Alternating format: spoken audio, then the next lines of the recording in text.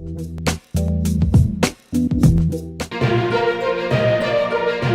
కళ్యాణ్ పై కొత్త ప్రచారం మొదలు పెట్టేశారు. ఆయన దావోస్ ఎందుకు వెళ్లలేదని ఇప్పుడు సోషల్ మీడియా వేదికగా ప్రచారం చేస్తున్నారు.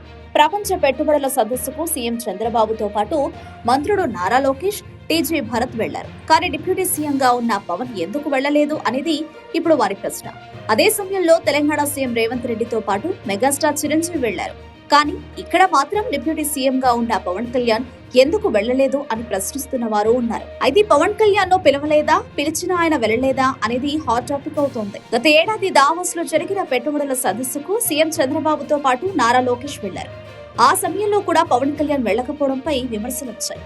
ముఖ్యంగా జనసేన క్యాడర్ నుంచి అసంతృప్తి బయటపడింది. ఇప్పుడు కూడా సోషల్ మీడియా వేదికగా అటువంటి అసంతృప్తి కనిపిస్తోంది. తెలంగాణలో మెగాస్టార్ చిరంజీవిని తమ వెంట తీసుకెళ్లి దావోస్ ప్రపంచ ఆర్థిక సదస్సులో భాగస్వామ్యం కల్పించింది తెలంగాణ ప్రభుత్వం. తెలంగాణ ఇమేజ్ పెరిగింది అన్న కామెంట్స్ వినిపిస్తున్నాయి.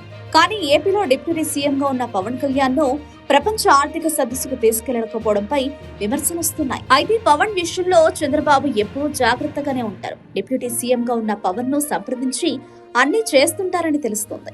ప్రపంచ పెట్టుబడుల సదస్సుకు సంబంధించిన ఏ శాఖ కూడా పవన్ కళ్యాణ్ పరిధిలో లేదు. ఆయన అంతా గ్రామీణ నేపథ్యం, అటవీ శాఖ వంటి వాటిని చూస్తున్నారు. ఆది నుంచి విదేశీ పర్యటనల విషయంలో పవన్ జోక్యం చేసుకోవడం లేదు. రాష్ట్రానికి పెట్టుబడులు తీసుకురావడంలో కూడా పవన్ పాత్ర అంతంత మాత్రమే. గత ఏడాది తెలంగాణ సీఎం వెంట ఆ రాష్ట్ర డిప్యూటీ సీఎం మల్లుభట్టి విక్రమార్క వెళ్లారు. అప్పట్లో కూడా ఏపీ డిప్యూటీ సీఎం గా ఉన్న పవన్ కళ్యాణ్ ను ఎందుకు తీసుకెళ్లలేదు అనేది ప్రశ్న వచ్చింది.